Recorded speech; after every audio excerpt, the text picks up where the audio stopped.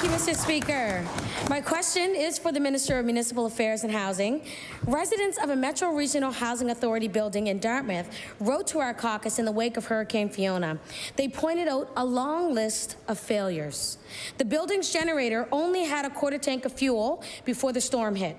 The common areas with power were not large enough to heat kettles for food, recharge mobility chairs, or hospital beds. People did not have power for medical devices in their rooms. Keys for the main door and side door did not work. And the life and safety book that paramedics used in the lobby was out of date, and I'll table that. Mr. Speaker, the minister has a responsibility to keep residents safe. How was this allowed to happen? The Honourable Minister responsible for EMO.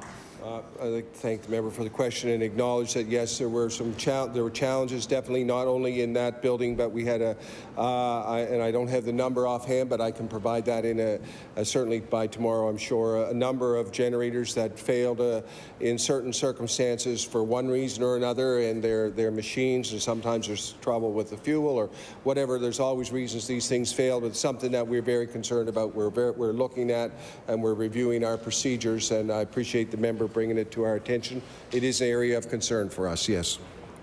The Honourable Member for Halifax Needham.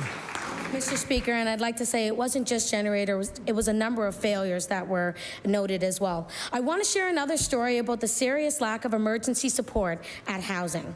A resident fell during the storm. He had no telephone service and lay in his apartment until Saturday afternoon.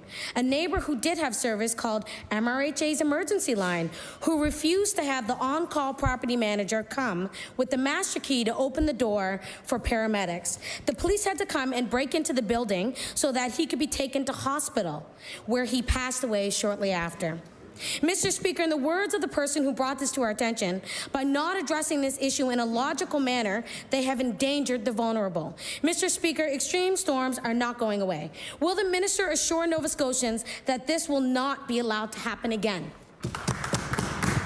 The Honourable Minister responsible for EMO. So, thank you, Mr. Speaker. And I'll say to the member that I'm not aware of that particular situation, but I offer my sympathy to the family of that individual and the residents that live around them. And this is something, again, that in the aftermath of the storm that we are very interested in having that type of feedback, and we will try to look at the underlying causes and address those issues. So, thank you.